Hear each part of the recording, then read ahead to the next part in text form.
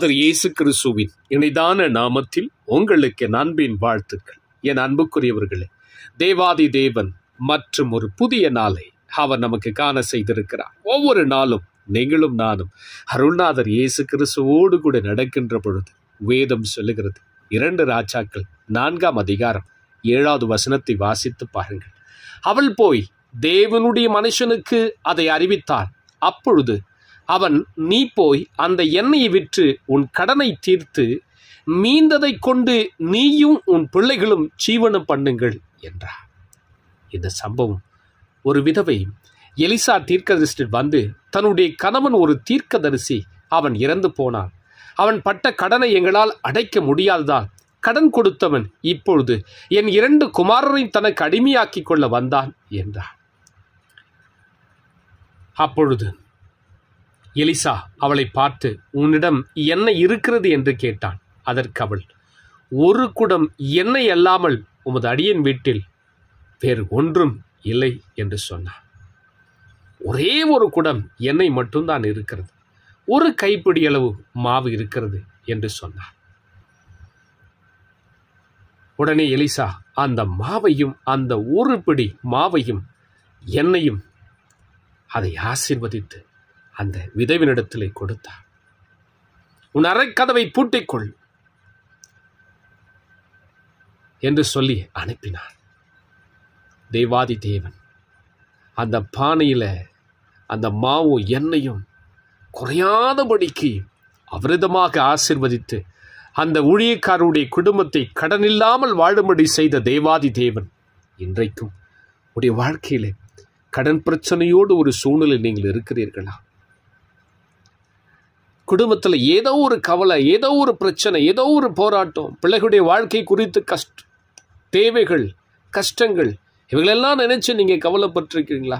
ஒரு பக்க குடும்ப பிரச்சனை, எதுக்காக நான் வாழணும், எதுக்கு இந்த வாழ்க்கை, தேவையை நினைச்சு என் வாழ்க்கை என்ன இருக்குது, என் கையில் ஒன்றுமே இல்லை, வேதனைப்படுறீங்களா? கஷ்டப்படுறீங்களா? நம்ம இருக்கிறத விட செத்து போகிறது நல்ல சொல்லி சில பேர் எண்ணுவாங்க. அது போல நீங்கள் எண்ணுறீங்களா? ஏன் இந்த வாழ்க்கை யாருக்குமே பிரயோஜனம் இல்லாத வாழ்க்கை, நான் எனக்கு நானே பாரமாக இருக்கிறேன் அப்படி சொல்லி நினைக்கிறீங்களா? என் அன்புக்குரியவர்களே, ஆண்டவர் உங்களை பார்த்து சொல்கிறார், கவலைப்படாத, உன் கையில் என்ன இருக்குது? ஒன்றுமேனாலும் பரவாயில்ல, ஒன்றும் இல்லாத இடத்திலே ஒன்று உருவாக்கக்கூடிய தேவன் தான் நம்முடைய தேவன். உன் கையில் ஒன்றுமே இல்லையா? உன் கடன் அடைக்க ஒன்றுமே இல்லையா? உன் பிரச்சனை தீர்க்க முடிவில்லையா? ஆனால் ஒன்று இருக்குது, உங்களையும் என்னை உண்டாக்கின கர்த்தர் உங்கள் நடுவில் இருக்கிறார். பரிசுத்த ஆவியானவர் உங்களுக்குள் இருக்கிறார், உங்களோடு கூட இருக்கிறார். பரிசுத்த ஆவி இன்றைக்கு உன் வாழ்க்கையில் பெரிய காரியத்தை செய்வார். அந்த எண்ணெய் பரிசுத்த ஆவியானவருக்கு அடையாளமாக இருக்குல்ல, அதே போல தேவாதி தேவன் உன் வாழ்க்கை நடுவிலே அவர் உலாவிக் கொண்டிருக்கிறார். உன் பிரச்சனைக்கான தீர்வை அவர் உண்டு பண்ணுவார். கடன் பிரச்சனைக்கான அடைக்கும்படி வழியை உனக்கு திறப்பார். ஒண்ணுமே இல்லை, என்னால் முடியல, எனக்கு தெரியல சொல்லி நினைக்கிறியா? அப்படியே நீ ஆண்டவர்கிட்ட ஒப்பு கொடுத்துரு.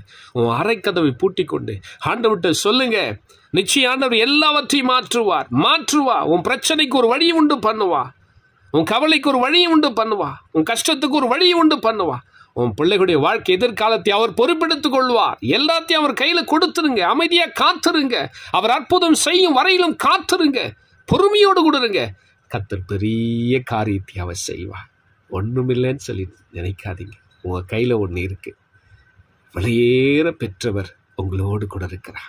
அண்ட சராசரங்களை படைத்தவர், ஐஸ்வர்ய சம்மனர் உங்களோடு கூட இருக்கிறார். உங்க பிரச்சனைக்கெல்லாம் ஒரு முடிவு ஏற்படுத்துவார். ஜெபிக்கலாமா?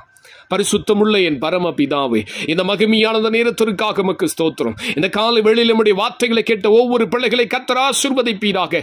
கடன் பிரச்சனையோடு கூட இருக்கிற ஒவ்வொரு கடன் பிரச்சனைகளை மாற்றுங்க இயேசுவின் நாமத்தினாலே. எல்லாவற்றுக்கும் ஒரு முடிவை உங்களுடைய பிள்ளைகளுக்கு கொடுத்து சந்தோஷம், சமாதானம், ஆசீர்வாதம் உண்டாகட்டும். இந்த நாள் உடைய பிள்ளைகள் செய்கிற ஒவ்வொரு காரியத்தையும் பொறுப்பெடுத்துக் கொள்ளும். இந்த வார்த்தை கேட்ட ஒவ்வொரு பிள்ளைகளுடைய ஆவி, ஆத்மா, சரீரம் தாழ்கைக்கு ஒப்படுகிற இயேசுவின் மூலம் வேண்டுகிறேன் பிதாவே.